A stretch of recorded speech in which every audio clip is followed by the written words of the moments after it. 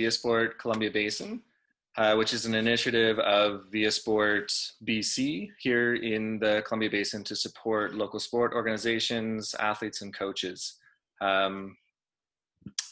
To start, we acknowledge, respect, and honor the Ktunaxa, Syilx, Sinix, and Secwepemc peoples in whose unceded traditional territory we work and play, who remain stewards of the land and all of its inhabitants. So thanks for joining us tonight. I know everyone's really busy, especially this time of year. Yeah, we're thrilled to have this monthly series up and off the ground to connect champions for gender equity in and across our communities and ensure women and girls have the same opportunities to reap the benefits from sport. Our intention is to empower those keen to start this work in our communities with resources and knowledge. I'd like to thank Mike Kent and Andrea Tyerman from Basin Plays for helping get this off the ground. This series is for you.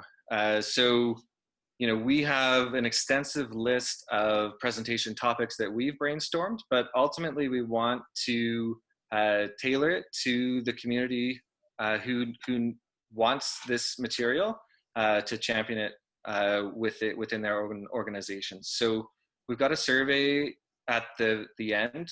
So please contribute your thoughts on topics, on timing, on anything that you'd like to see this become, and we will iterate that over time. Next month, we have Dr. Charisse Kyle presenting on sport, women's health, sport and women's health, and everything related to that. It'll be on November 5th, and you can sign up at any time. I'll hand it over to Mike Kent of Basin Plays before we start the presentation from Canadian Women and Girls. Thanks, James. Hi, I'm Mike Kent, and this is Andrea Tyerman. We're the coordinators of the Basin Plays program for Columbia Basin Trust. We just wanted to say we're excited about this initiative as well, and we hope that you want to stick around at the end of this presentation. We want to tell you about the Basin Plays community grant that can support some work in this area, as well as a couple of other grant opportunities that are open right now for submission this fall. So we'll come back to that at the end, but right now I'd like to pass it over to Megan and Vanessa from Canadian Women in Sport. Thank you, Mike and Andrea. This is Megan, and I have been lucky enough to be your facilitator for this evening's presentation. I would like to also introduce Vanessa. Vanessa is from Canadian Women in Sport, and she is going to be my producer for the evening. So I will ask Vanessa that if there's anything that comes up that I either forget to say or that you would like to highlight, please jump in and support that throughout the evening. Does that sound like a plan? Yes, and I'll also have my eyes on the chat. So if you have any questions throughout or you run into any issues using the Zoom functions, just give me a shout and I can give you a hand. That sounds great. Thanks, Vanessa. So as I flip through here, Canadian Women in Sport has recently gone through a bit of a rebranding, and some of you may remember or know us as CAUSE, the Canadian Association for the Advancement of Women in Sport and Physical Activity. Canadian Women in Sport rolls off the tongue way easier, and this is our new name. So although our name has changed, our mandate has not, and we are dedicated to creating an equitable and inclusive Canadian sports system, and that is right from the ground up and the top down. So I encourage you to check out all of the social media platforms that we're on at Women in Sport CA, and you can also check out the website. There's tons of video. There is, I'm gonna pause. I just got a flash of a cloud something or other. Are we still okay? Bandwidth, James or Mike? I just started the recording. Okay, perfect. I just wanted to make sure before I kept on going and no one was there. So as I say, please do visit the website, check us out online, follow us, share. There's lots of information there. And towards the end, I'm going to ask Vanessa to go over a few more of the resources available. We will also provide the links there as well. And like Mike and Andrea mentioned, there's also grants available through Canadian Women in Sport. So lots of support out there for you, and we encourage you to check that out. We have a jam-packed agenda for you. Here you'll see a number of the points that we're going to go over today. We're going to be throwing a lot of information at you, but you'll also have the opportunity to engage in some of that discussion. We're going to be using a few of the different Zoom features available, such as the chat box, as Vanessa mentioned, annotation. We're also going to be using breakout rooms, and we're going to be using something called Jamboard that will take you out of the presentation for a minute, but we promise we'll bring you back in. So if at any point you have any questions, definitely pop it into the chat. Like Vanessa mentioned, she's going to be monitoring that. So she will be able to keep everything on track for us. And I'll invite James and Mike or Andrea if anything goes sideways, as sometimes virtual delivery can do. Please don't hesitate to interrupt and get us back on track. So a little bit about myself. I am a former provincial and national figure skating athlete. I am coming to you from Brandon, Manitoba. So I am right close to the American border, about half an hour, 45 minutes away from North Dakota. I do a lot of work with the CAC and Skate Canada with our multi-sport programming and modules. I'm currently the Safe Sport lead for Sport Manitoba, and I am the founder and owner of an organization called Mosaic Engagement, and we work with employee teams to foster leadership skills and inspiration and development through the workplace. I have been happy to be part of the Canadian Women in Sport team as a facilitator for the past 8 years, and it is one of my true passions to promote that gender equity throughout the sport and recreation platforms. So I would like to take a minute to get to know one another on this platform. I know coming from the area that I come from, we are away from the major centers. We are really oftentimes feel like we're on our own on these islands out there. So one of the things we want to get from this series for sure is to build that network and to really reach out. Hey, who's doing this? Where am I coming from? Who else is doing this with me? So what I'd like you to do is rename yourself with your first name. That would be Megan for me, and the number or the coordinate for the region that would apply best to your location.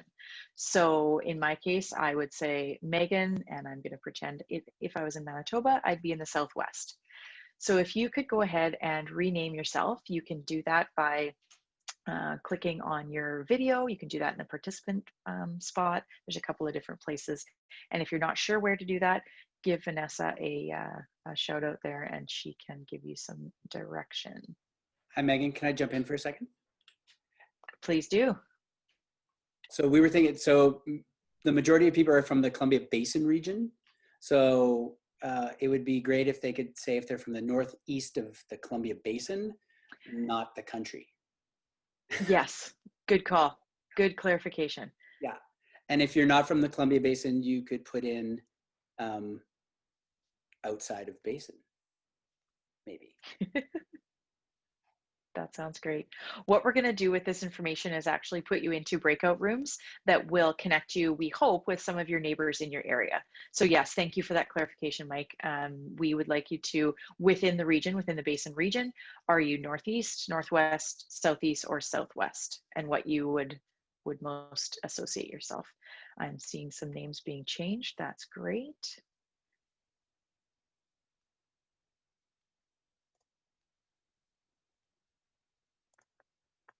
Excellent. We'll give a little bit longer to get those names changed there. As we're waiting for that, I will remind you a little bit about the virtual etiquette. So we do ask that you keep your mic muted, and as I see everybody is, until we invite everyone or some folks to take their mutes off. That helps alleviate some of that background noise that sometimes comes. And if you find that you're having any bandwidth issues, it might be a helpful step to take your camera off. And sometimes there might be some of the settings set to HD. So if you're really having any of those tricky issues, then Vanessa can hopefully help out with that as well. How are we doing for names there, Vanessa? If you haven't changed your name, I'm just going to pop you into a breakout room. So you're going to get to know someone who might be from your region or might not. I'm seeing more people change them though. This is great. Thank you, everyone. Excellent. So as Vanessa's doing that, when we get to that point, we're going to do a couple of polls ahead of time so we can get to know who is on the webinar this evening. Vanessa, are we okay to change that slide? That won't affect anything on your end, right? Perfect. Nope. So our first poll for the evening, I'll get you to, can I do that, Vanessa, or are you starting that? I can launch the poll. Yep. Launch the poll. Perfect. So we're going to launch the poll. We'd like you to answer that question. I was inspired to be physically active growing up or play sports by family member, a professional athlete, an educator, or I didn't participate in sport growing up. Excellent. Seeing some of those answers come in. So just to clarify one more time for anyone who's having issues changing their name, you can do it a couple ways like Megan said. If you don't have your video showing, then you want to click participants, right click on yourself, and then it should appear in the drop down. So then you just hit rename, keep your first name, and then add the Southwest, Northeast, etc. We have the majority of people having participated in the poll, so I will close it and share the results. Excellent. So I love asking this question during these workshops because oftentimes we think of those celebrities as being the real predominant reason people get involved in things, but more often than not, it is someone that is closer to us, either as mentioned in the poll, the family member or a teacher or a coach that we have had in the past. And so I would say by the results of this poll that that rings true here as well. So really that is a reminder to us as coaches that we have such a strong impact on those lives that we are lucky enough to be involved. So it's important for us to be doing things like this, educating ourselves, and really putting those best feet forward because we know that we are inspiring that next generation coming up. So we've got one more poll coming up here as well. That would be around motivation now. So we just looked at inspire. Now we're looking at that motivation. So what is it that motivates you to improve sport and physical activity for all of those involved?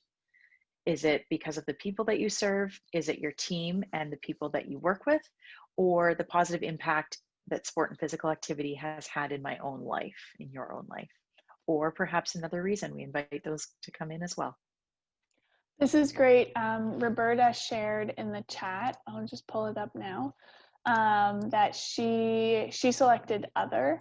And the reason behind that was that they started playing ice hockey in the 1970s because of friends. Oh, nice. Awesome. Yes.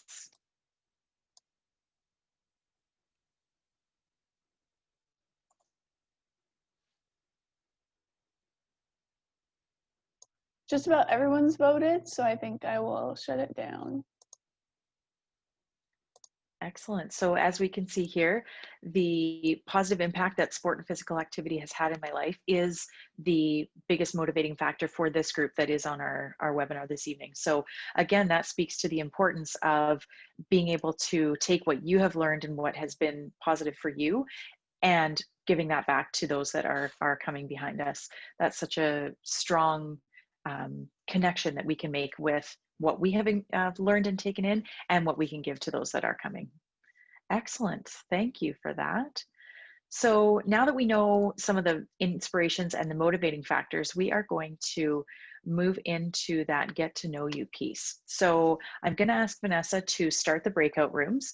When you get into those breakout rooms, I'll invite you to take your mics off mute and introduce yourselves and where you're from, maybe even the sport or the activity that you're most involved in, although I have a feeling that lots of you are going to say all of them, or many, more than one, and what you're hoping to get out of the session today. Why did you come? What is it that spoke to you about this information? We're going to give you a few minutes in the breakout rooms. For those of you that haven't done breakout rooms in Zoom before, you will have a chat feature in your breakout room as well. So if you're experiencing any sort of audio issues or you'd prefer just to simply use the chat, although we do encourage you to use your voice, that chat feature is available there as well.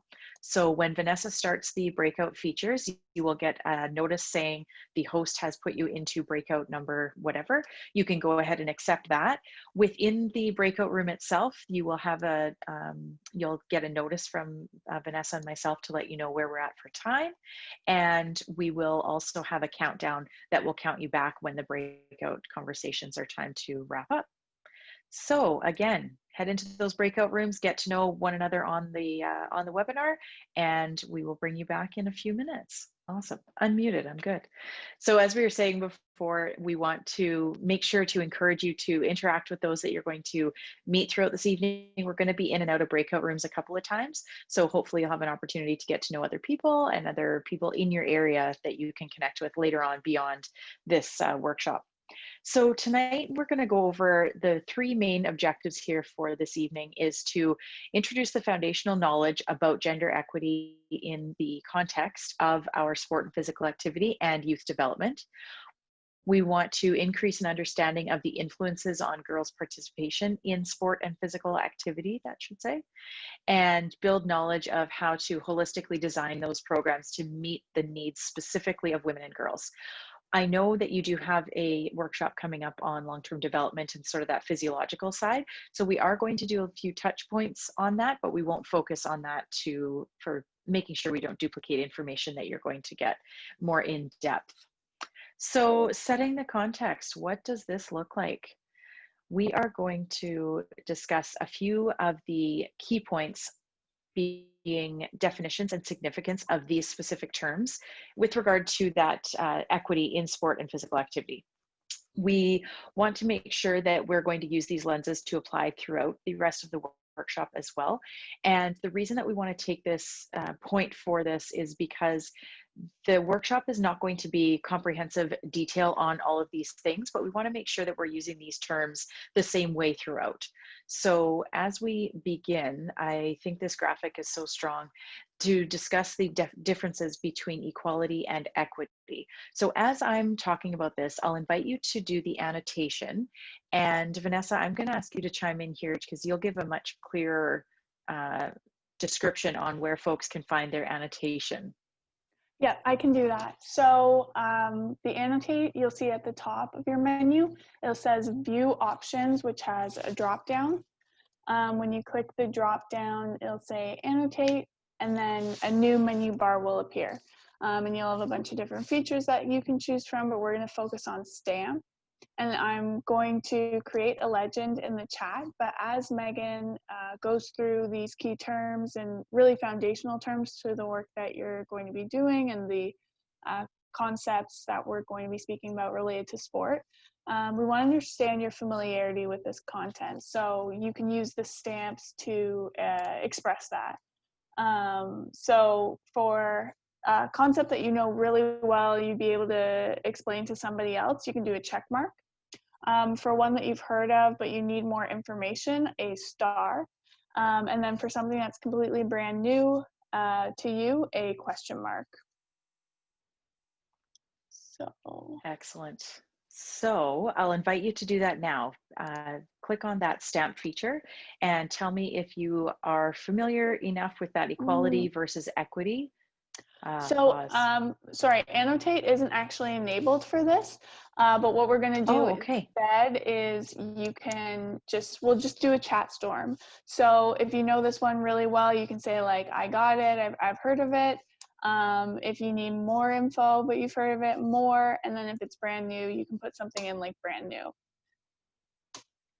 Excellent. Awesome. So forget what we talked about with the annotate, and we are going to hit up that chat box. So go ahead and share with us. How are you feeling on equality versus equity? Is this brand new? Is this something that you're somewhat familiar with, or you've maybe heard about it? Or, yep, definitely I could chat with someone about this myself. So equity and equality are not interchangeable terms. And when we think about equity, we are thinking about something that's benefiting more groups in the long term. So as you'll see the two graphics here, if the first graphic on the left, the blue one, everybody has the same bike. However, not everybody has the same needs. So when we're talking about equality, equality means to give everybody the same tools and resources and the same starting line.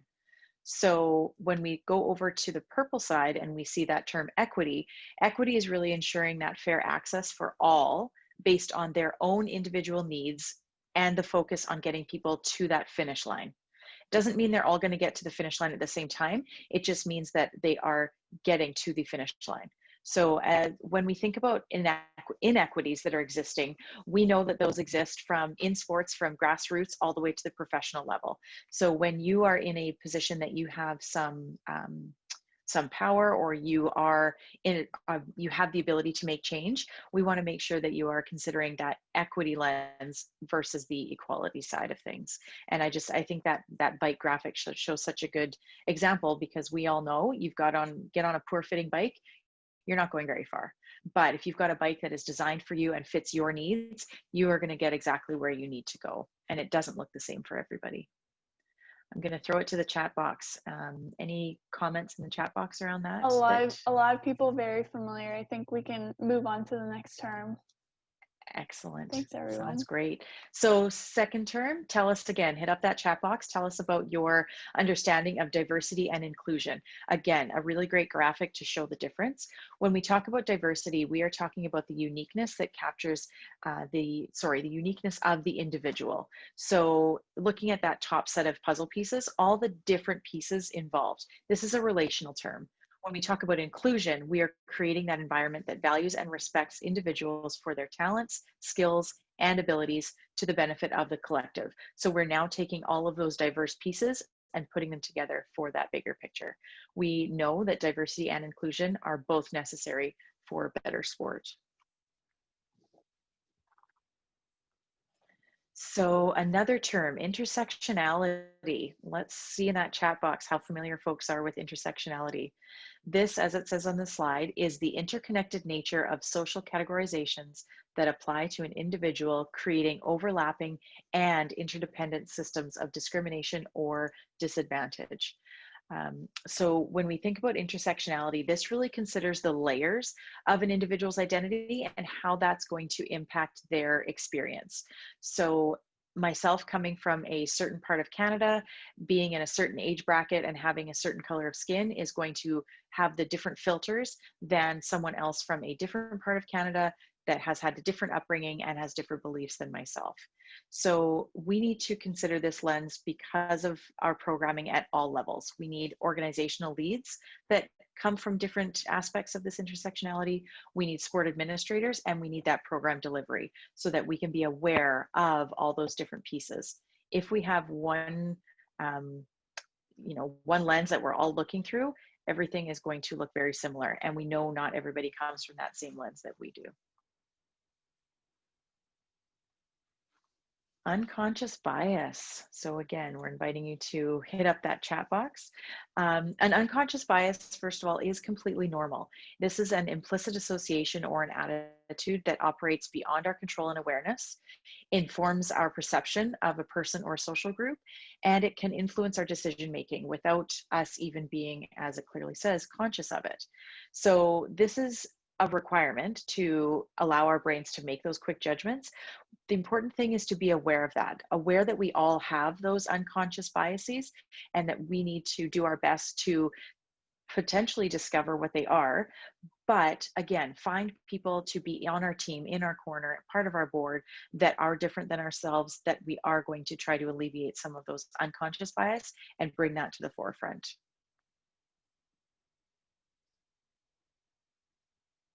So with our long-term development, I like those sunglasses, sweet shades, man.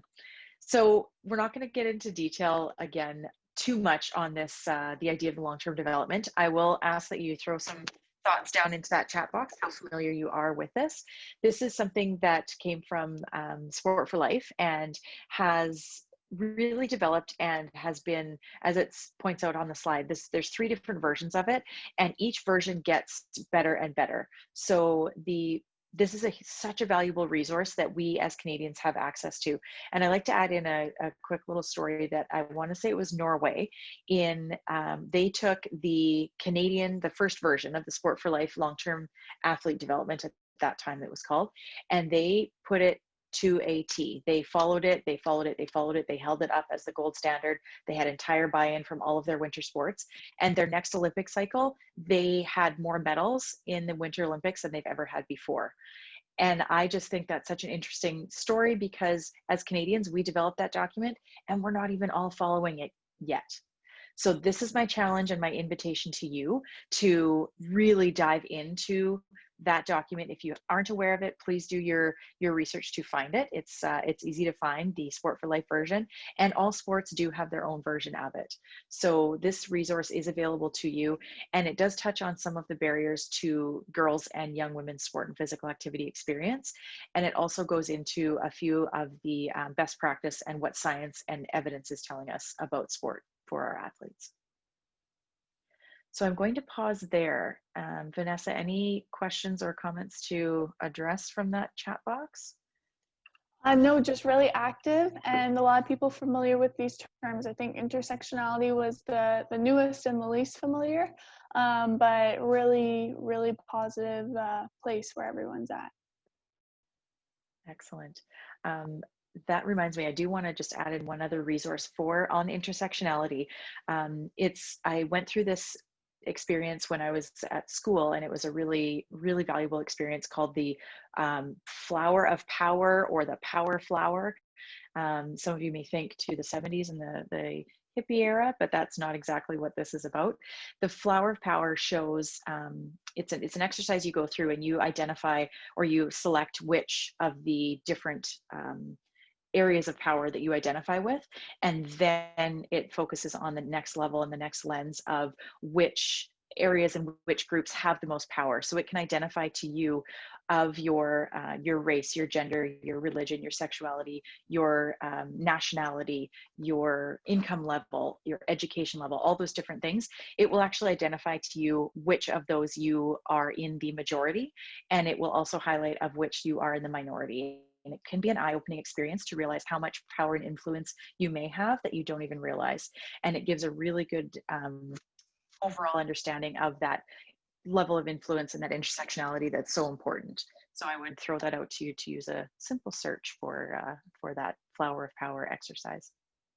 So now that we've talked about those terms and we've gone into a little bit about the landscape, or sorry, of the LTD, I would like to talk a little bit about the Canadian landscape. So question to you, and we will again go to the chat box. What percentage of Canadian girls do you think are not participating in any kind of sport or physical activity at all? So of these four options, 37%, 51, 62, and 74. And we are talking again a Canadian percentage. What percentage do you think? And Vanessa, what are we seeing in that chat? A lot of 62, a lot of 51. It's almost like interchanging 62, 51, 62, 51. There are no prizes, unfortunately. Knowledge is your prize. Right. So according to our statistics that were done very recently, we know that 62% of Canadian girls are not participating in any kind of sport or physical activity. So let's let that sink in. More than half of our Canadian girls are not participating at all. So this graphic and this slide will show you and give you a little bit of perspective as to why. And when we think about those intersecting factors, we talked a little bit earlier, more likely to participate if they're younger than 12, they're able-bodied, Caucasian, South Asian, Asian, and Black, any sexual orientation. So if they themselves are those, can identify with those, then they are more likely to participate. As you'll see on the other side, less likely to participate would be those factors.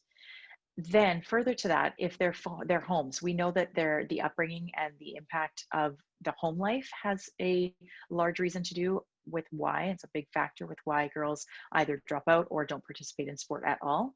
So parents who participate in sport have a big impact on their children participating as well. Income more than $100,000, and if they're in that urban or rural setting. As you'll notice on the less likely to participate, the urban and rural setting shows up there as well. So the urban and rural doesn't actually have that direct impact. It's more to do with the parents and that income level. So when you're considering your own sport programs, being aware of what these, I'm gesturing, oh, you can see me, I've got my camera on the less likely side to participate. Those are the things you want to address with your programs. Is it appealing to those 13 to 18-year-olds? What does that mean to be appealing? Spoiler alert, we're going to talk to you about that shortly. Are you making accessible options available through your programming? Are you making sure you're looking at that outreach and looking to those Indigenous communities and the Indigenous members of your own community? I mentioned this to Vanessa the other day, and I think it's worth mentioning again that the CAC has a fabulous module called the Aboriginal Coaching Module, and that is available for folks who are non-Indigenous coaches that are going to be working with Indigenous youth. So it's important to be aware of that holistic approach to sport and how we as non-Indigenous folks can make our programs inviting and really encouraging for those Indigenous community members as well. So another question for you. Megan, Yes, I was just going to pop in. There were a couple of questions per the last statistic as what defined a girl, and this came from our rally report that was recently released, and it's the age range is 6 to 18, and it was youth who identified as girls. Thank you. And that those two specifications will apply to this stat as well. So what percentage of girls report that quality of programming was a barrier to their participation? So again, I'll invite you to throw your answers down in the chat box. 15%, 28%, 33%, or 43%.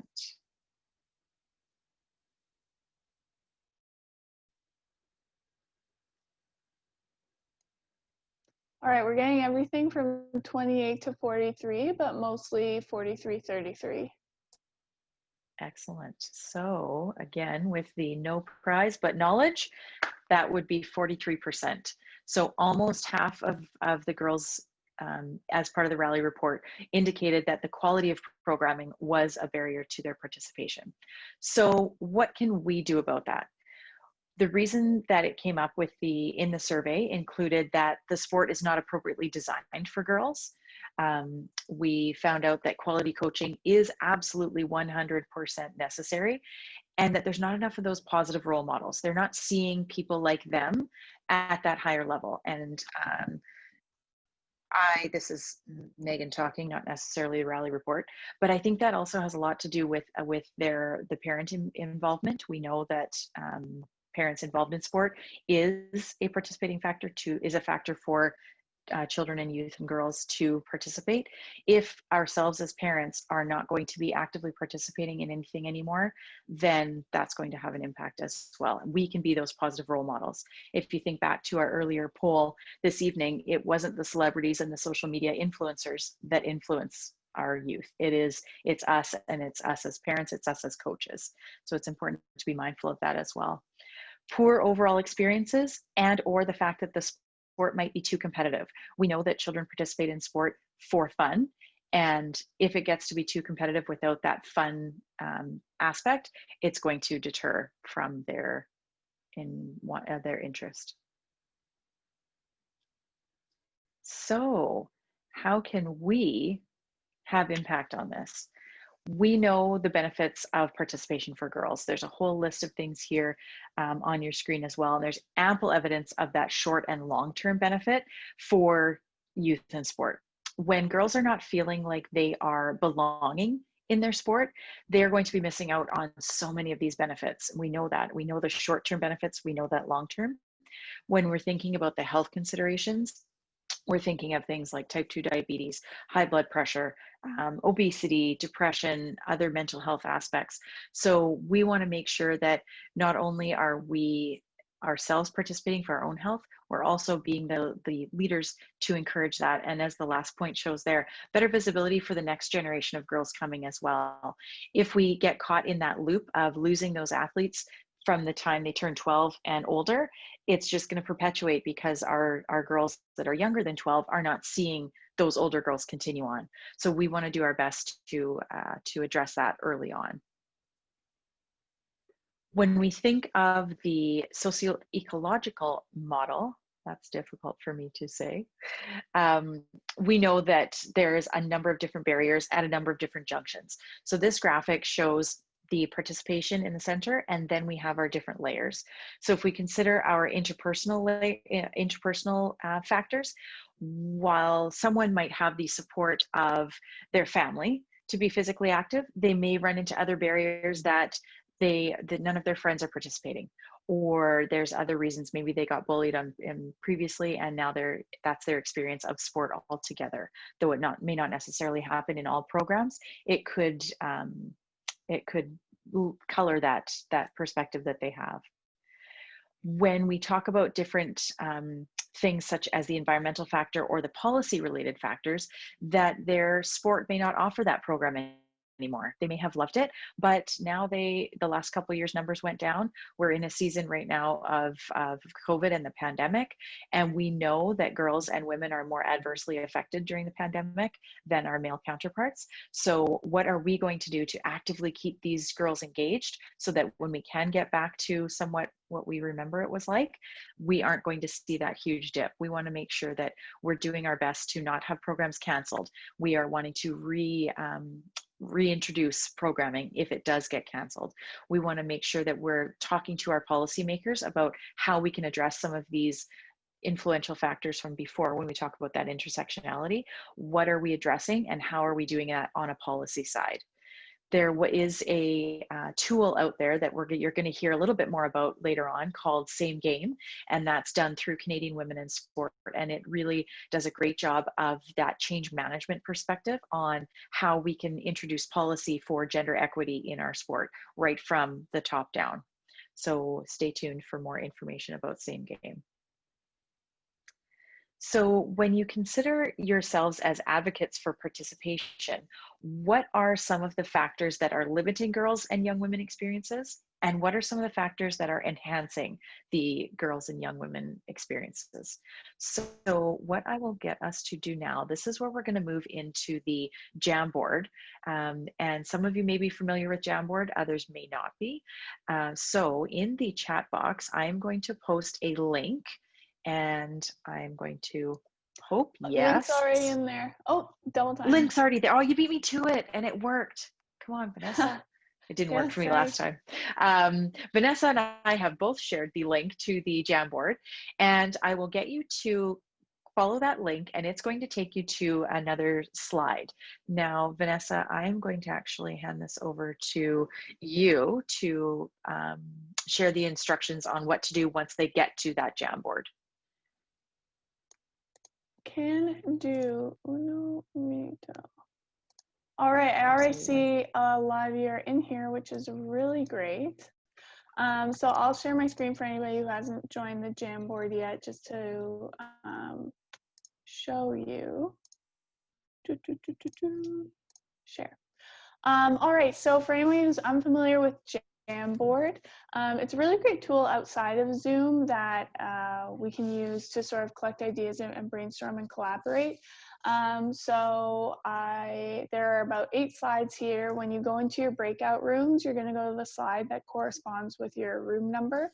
And then you're going to use the feature over here on the left called Sticky Notes to write down your ideas. So I'm going to move this and stretch it back out. I'm not a perfectionist, I swear. And if I was thinking of an idea of a barrier, I might say something that Megan mentioned earlier, which was bullying. I'm going to hit save. I'm going to cancel and exit myself out of there so I can move it around and put it in the right place. And so you'll have a couple of minutes to consider some of the barriers and some of those enhancers and positive impacts. So I will not give group 1 an advantage, and I just deleted my sticky.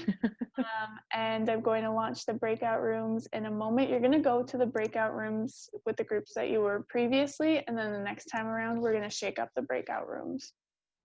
I'll stop my share. I'll add that once you get into your breakout rooms, again, please take your mute off, start to interact, start to chat with those in your breakout rooms. While you're in that Jamboard, you will still be connected to the breakout rooms. So you'll still be able to chat and visit that way, and messages will still be able to come through to you.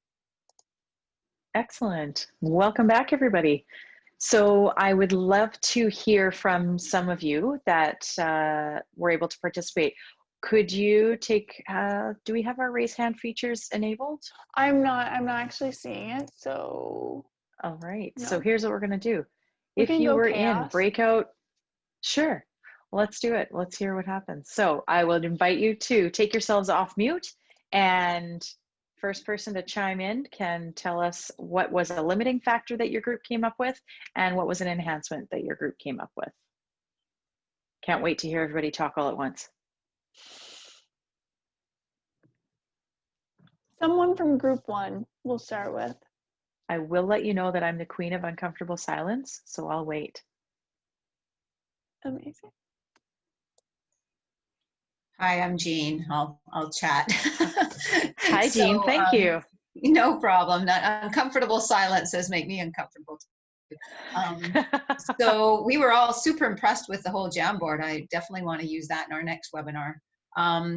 So some of the things we were talking about on the limiting factor were lack of opportunity, lack of peer involvement, negative first experiences, which can certainly turn somebody off even for years at a time, bullying, lack of confidence, lack of appropriate starting level.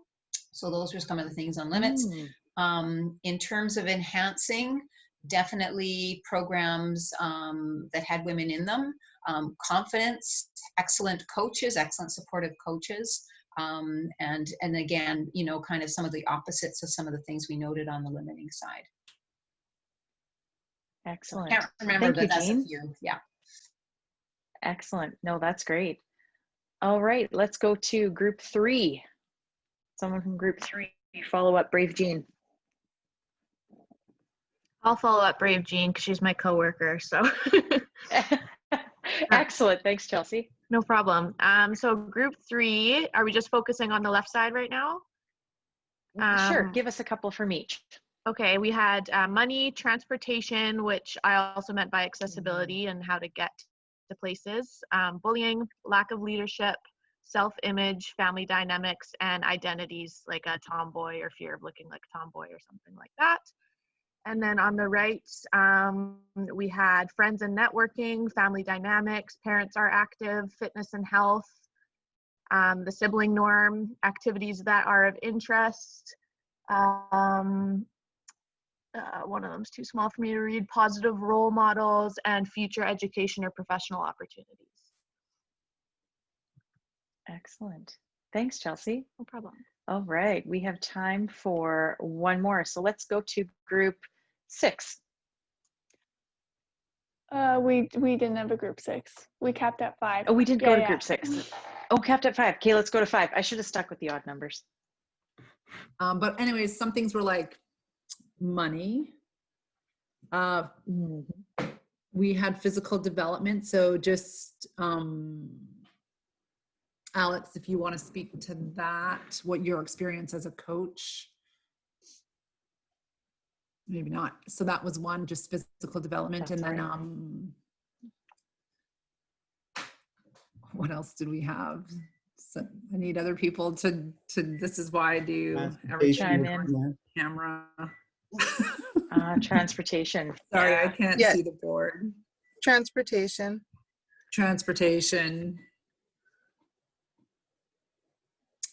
And can you recall some of the enhancements or enhancers? Yeah, there was making it girls only, making it fun, and competitiveness was another one we had in barriers. So making it non-competitive and fun, being inclusive, so identifying like sexual identity and gender, like identifying non-binary or something like that. So being gender inclusive. Absolutely. Absolutely. I'm trying to think of some other ones that we had, but that was the gist of it. Yeah. That sounds great. Thank you very much. And thank you to the brave souls that we put on the spot. I'll chime in with a comment from the chat. So Roberta, who had a challenge getting to the Jamboard, included as a barrier religion, and then as an enhancer, female role models. I would just clarify around a religion that it's the inclusion of certain religious practices. So if we're looking at a group of newcomers, is it the right staffing for them to be able to participate? So some people can't participate in front of men, so ensuring that you have open hours for girls. Or maybe it's the shame around not attending practice or missing a competition in celebration of a religious holiday, not program planning with consideration for fasting. So I would just clarify that point there. But thank you for your contribution. That's great, thank you.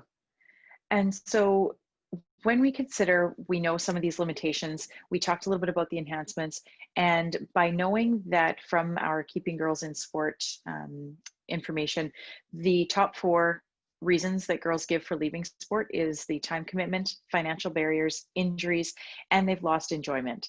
So as advocates for the girls in participation in sport and physical activity, what I'm wondering is in your programs, have you noticed some of this? Or could you think back now and think about certain programs that maybe these were some of the reasons that were contributing to the girls leaving their sport? These are all things that we may not necessarily have the specific direct influence or impact, but we certainly can do our best to alleviate some of these issues for using things such as the Basin Plays grants that you're going to hear of soon. So now we know about all of this, let's think about the key programming considerations that we need to know for when we're designing our programs. So when we're thinking about not necessarily overhauling our programs, but when we're designing from the beginning, when we're looking at refreshing, or when we're doing a strategic plan or an action plan for our programs, or just at home brainstorming, okay, what am I going to do this season? First thing you can do, consult. Make sure that you're reaching out to those different stakeholders, to past participants, to current participants, to volunteers, to other organizations, the networks of folks that you're meeting tonight and the rest of this series of workshops. There's so much great information that is available if you ask other folks that have been through it or are currently going through it. We want to build those supportive environments, we want to foster fun, and we want to be mindful of prevention of injuries. So when you're asking and getting into those consulting, as I mentioned, talk to your current staff, talk to former staff, your community members, your organizations, other organizations that are similar. I would even throw out James's name there from viaSport. I know there's a whole bunch of resources available through viaSport and through all of the different networks that you've got. We want to be building those supportive environments. And so this is the idea of that whole safe sport approach. Being mindful that safe sport isn't just concussions and abuse, it's inclusivity, it's gender equity, it is all equity across the board. It is from a top-down approach, not simply from looking at your registrants and seeing, are we inclusive, but are we as an organization built as an inclusive organization, not just our programming. All 3 of these factors need to be considered when we're building that supportive environment overall. Throughout this evening, we've already mentioned a number of other internal and external factors, but really this tripod here of the physical, the social, and the mental engagement is going to go a long way in that programming. We know from our She Belongs, and as you'll see there, lots of current resources that Canadian Women in Sport have done a ton of research to build. We found that in order to build those supportive environments, when we think about participants that are boys or identify as boys, that their performance is going to enhance their social position. So if they put in that effort, get a good result, they're going to be lifted in that social environment. It's not the same for a female in the sport world. The females need to have that social acceptance first and realize that it is okay to excel and to try hard and to develop and to become competitive. Then they're going to put in the effort, then we see the performance results. That's the order of things for females. So we need to be mindful of that environment to build that social acceptance first if we want anything to come in the other areas. We want our environments to be safe and welcoming, encouraging of the girls to value and stay in sport. We want to make sure that everyone that we have our girl-centered design for our programs. Everybody has a role to play to bring out these different factors in our sport programs. Are you asking your staff? Are you asking your volunteers if your culture is in conflict with any of these points? Do we have something built into our system that isn't allowing that positive experience? Or have we, if we think about social connections, that doesn't end on the field anymore. We know that it now goes into that virtual world. So do we have policies that are put in place for that social networking online? You know, if you think back to before the internet, on Saturday morning, we all got to the field and we played, we practiced, we went home, and it was fine. Now we go home and we look on, our children are looking on Snapchat and they see that 11 out of their 12 teammates are all still together. But wait, I'm at home by myself. Why are they all together? What am I missing out on? Was I not invited? What's happening? Not only is that going to occur, but it's also going to be dwelled on until all Saturday evening, all day Sunday. Now I have anxiety about going to school on Monday and or going to practice Monday night because I don't know what all went on. Back in the day, we knew, we went home, who knows what we missed because we couldn't tell. Now our children can tell and they're dwelling on it. So we need to be mindful of that beyond just the field. So role models, and not just simply those celebrities, but reaching out to those you have in your community. Do you have past participants that can come back? Right now, with universities being online, a lot of athletes or even past athletes are at home. They're taking their classes online. Maybe you could reach out to that 20-year-old that used to play in your program. Hey, can you come with us? Can you come kick the ball around? Can you throw the ring around? Can you come out on the ice? Can you come to the studio? We want to engage that. I also heard of a few different programs that are using a virtual connection. So they're reaching out to those leaders and those role models to say, hey, could you sit in on our virtual strength class, or we're all doing a whatever it might be, a stretch class together online. Would you mind doing that with us? Could you talk to our athletes about what it is that you go through for a cool down? There's lots of ways we can be creative in this time of COVID, and there is lots of support out there for those opportunities. Another pretty neat one that I liked here was the referencing or naming the drill after an athlete or a team. We in my sport, again, figure skating, we have a warm-up that we call Janet, and it's named after Janet Jackson because that's the music we use. However, that's what I got thinking of was getting your teams to name the drills. You know, it doesn't have to be that token drill name that someone 32 years ago coined it. We can recreate that. We can do that. So I'll invite you to hit up the chat with some other ways that you build those supportive environments in your own programs as well. And as you're hitting up the chat box, we are going to offer you an opportunity to start this consulting phase, and you're going to connect with new breakouts, Vanessa. Yay, new breakouts. So Vanessa's going to put you into breakout rooms, and this is our scenario. You are a coach or a program deliverer. Toward the end of your last program cycle, you notice the attendance of the girls in your co-ed multi-sport program drastically decreased. When you asked one of your participants why, she explained the boys don't pass and a number of the girls were bullying each other at school. The majority of the girls register again. So how are you going to plan for the next program cycle knowing this went on last year? So ask yourselves, what is the underlying issue? Who do you need to consult for more information? And how can you track if your change has been impactful or meaningful? Have you seen change? How are you going to track that? So we're going to put you into new breakouts and invite you to discuss this scenario. And then we will come back and talk about a few other of the ways that we're going to keep girls in sport. So Vanessa, I will ask you to open up those rooms now. Excellent. Welcome back, everybody. So in the spirit of fairness and equity and equality, I will ask someone from Breakout 2 to give us a little synopsis of what you spoke about in regard to this scenario. Someone from Breakout 2. Who's my brave soul? I guess I will. Excellent.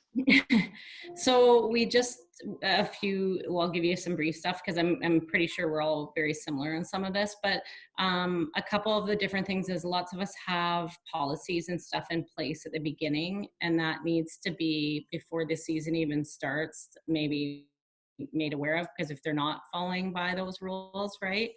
And lots of that stuff's in place before the season even happens. As far as the boys not passing, there's lots of different ways you could break that up to make those kind of things happen without them knowing that, like by, separating them in different groups, or, if it's soccer, for example, then maybe one's playing D and the other's, the forward, and he has to go through basically 4 girls before he can hit that person, right? So there's lots of different ways you can kind of do drills and stuff like that. And then as far as the bullying, it's so vague because it would depend on what kind of bullying's happening. Like, is it about ability, or is it, I don't like the way you look? Like, there's so many different, that's a hard one to kind of break down until we knew what kind of bullying was taking place, right? And then you'd have to look at it differently and deal with it differently. So that's it. Excellent. Yeah, that's great. Thank you very much. It sounds like there was some excellent conversation going on, and thank you for being the brave soul from number 2. Heads up, breakout room 4. You're coming up on the next scenario. We're giving you a break for this one. So we talked a little bit about building that supportive environment, and now we're going to move into the next piece around fostering fun. So it's been reported that this is how girls define fun: positive team dynamics, trying hard, and that positive coaching. Again, that positive coaching shows up. So what does this look like in practice? With these positive team dynamics, what you'll see on the left side, the white, is what girls want, and this is what we must do as leaders. So if you consider how that emotional security, socially supportive environment, opportunity to develop, that's a big one for sure, and to feel that competence. We know that the fundamental movement skills are introduced earlier to boys than they are to girls. And so we want to make sure that's happening sooner, and that we are building opportunities into our programs to further develop those fundamental movement skills right across the board. This can be done integrating social and structured time, providing different opportunities to highlight successes and efforts. When we think about trying hard, we want the girls want participating in quality sport, new skills, improving through intentional skill building. They want to compete for sure. What are leaders going to do to make sure that's happening? All of these different things listed on our blue slide here. When we think about positive coaching, that one has come up a number of times. And when we think about positive coaching, that's not criticism and avoidance or conflict. We want to be building those values. We want to be leading by example. We want to be making sure that the athletes feel supported, and that we are supporting ourselves and our coaching staff, teaching with that patience and that encouragement rather than that combative and destructive language. So scenario 2, you are now a program coordinator. You are introducing a new program for young women, now considering 16 to 18 years old. Now, because you're reaching this older age group, the girls are having to go home and be responsible for their younger siblings. So a lot of them are missing out on that programming that they might have had previously accessed when they were younger. So about a third of your program attendees are regularly leaving halfway through your program. How can you address this? So again, thinking about those questions: what's the underlying issue? Who do you need to consult with? And how are you going to be able to track that change that you're making to your program? So Vanessa is going to put you back into breakout groups. We'll take a few minutes to talk about this, and heads up, group 4, you are going to report back with what your group came up with. So Vanessa, and I've added the scenario to the chat so you can see it there as well. I know this is a long one. Absolutely. Thank you. And we'll see you back in a few minutes. Group 3, group 2. All right. Excellent. Welcome back, everybody. Looks like most of our participants have joined us again. So I will ask someone from breakout 4 to chime in here. Take yourself off mute and tell us what you came up with this scenario. Yeah, I was in group 4, and I feel like it was pretty unanimous right away that step 1 would just be addressing the group and seeing if there was a better scheduling time. Like if we're starting and all their siblings are getting out of school, you know, like 20 minutes later, potentially there's a chance of doing it later in the evening, a weekend, that sort of thing. So I think number one was just kind of addressing if we could come up with something that just worked better for the whole group. Another thought was just trying to advocate for these girls. So we're discussing how like studies continue to show that kind of childcare always seems to fall back on the like females in the family. And we were saying how this is happening, whether or not it's like girls, women, mothers. Yeah, and someone mentioned it just means less play time for females. And so potentially just advocating and helping those youth find their voice with their families. Maybe a parent can pick up, you know, and just kind of trying to break that routine and break that mold. And then another option was, depending on the facility, is there an option for another program to run kind of alongside of the female one that could be focused more for their younger siblings? So not quite childcare, but childcare. Absolutely. Yeah. Absolutely. And building that inclusivity. Yeah. So those are kind of our three main points. Excellent. And I like that too, because that is a build-in, and my mind goes to the younger generation. The siblings are seeing their sisters participate. And so that right away builds that connection for later on. Thank you very much, Group 4. No worries. So we're going to move into the injury prevention. And again, we're just going to touch on this a little bit because I know you've got a workshop coming up that's going to cover this in more detail. But the three different types of injuries that we address here are the mechanical injuries, which would be what we know to be those physical injuries, energetic injury, and psychosocial injury. So when we think of the different types of injuries, we don't always think of that energetic injury, but especially going into puberty, girls are going to have that substantial shift. We know girls often will skip meals. I shouldn't say that, not often. More often than boys, girls will skip meals or not getting enough hydration. And girls' bodies need that hydration more than boys do. And with the consideration of coming into puberty and having those hormonal shifts happening, that's where that energetic injury can come from. So it's important to be mindful about what that looks like. And when we talk about the psychosocial injuries, we are needing to, again, thinking about those, the three-piece approach we talked about earlier, that tripod of safe sport, and the psychosocial injury can happen as well. We need to be mindful of the three different pillars. So for preventative measures, we want to talk about building physical literacy, being able to provide staff training or volunteer training with your coaches and your boards to identify poor movement patterns, or looking at side of things. And that overuse injury often comes into play when athletes are specializing too soon in a sport.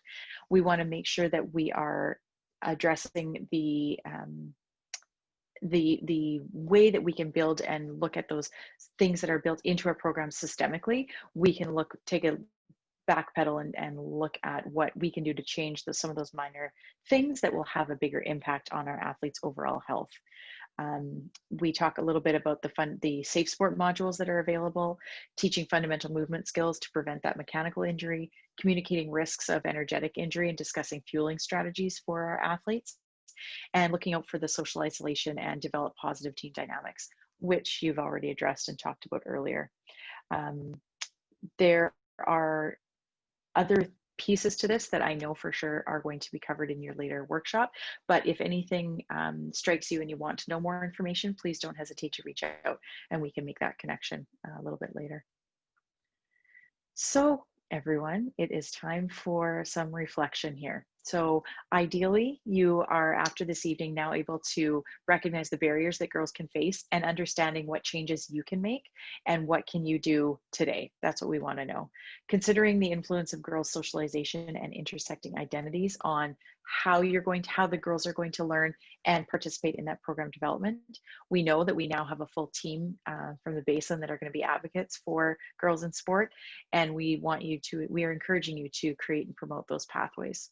So what is it about your programs that you can offer to our girls coming up? I'm going to throw it to Vanessa to speak to some of these additional resources that are available for you. Awesome, thanks, Megan. So these were referenced throughout, and they were also big research pieces that went involved to making this training. I believe most of these are available on the Gender Equity Project page through Basin Plays. So the Basin Plays team will be able to follow up with you on that. But otherwise, you can find them on CanadianWomenInSport.ca. Excellent. Thanks, Vanessa. Yeah. So we aren't going to do a formal debrief now with these reflection questions, but I absolutely encourage you to, if you don't already have a reflective practice built into your programs for yourselves and your development, I would encourage you to do that. These are some great points to get started with. What was your greatest takeaway from this evening? What did you enjoy? And what do you see yourself or as a program deliverer implementing right away? What can happen next week? What can happen at your next practice? What can happen in time of COVID? We know that it's a bit of a unique situation that we're all in right now. So what is it that you have available? So I am going to toss it back to Mike, and I will let everybody know I'm going to provide my email address in the chat box. So please don't hesitate to reach out at any point if you've got questions about, you know, what was that, or what was that one link. I know Vanessa will be sharing her contact information as well. And Mike, I'm going to pass it back to you. Thanks, Megan. Thanks, Vanessa, as well. That was great. James, did you have any points you would like to make or wrap up with before I talk about money? I think we're basically right on time. So yeah, I'm sorry if you felt a little bit rushed at the end there. That was fantastic. I'm sure everyone appreciated it as much as I did. So thank you, Megan and Vanessa. We will definitely be seeing more from Canadian Women in Sport and this organization as we embark on this journey here in the Kootenays or in the Columbia Basin, because, you know, obviously this is a leading organization not only in Canada but around the world. So just thank you for your efforts and this fantastic presentation tonight. I guess if you have questions, we've got maybe 3 to 5 minutes that we can. I'll encourage people to throw those into the chat, and then we'll throw it over to Mike to talk about some grant opportunities that will provide some money to do some of this type of work if your organization is interested. I'll also just quickly chime in and say that there is the post-workshop evaluation in the chat as well. So if anybody isn't sticking around for the question portion, which I hope that isn't the case, please remember to complete the evaluation. We take your feedback really seriously, and we implement it so that, you know, more people can benefit from this experience. Awesome. So I don't see anything jumping in other than some kudos. So Mike, why don't you take it away and talk about the grant opportunities?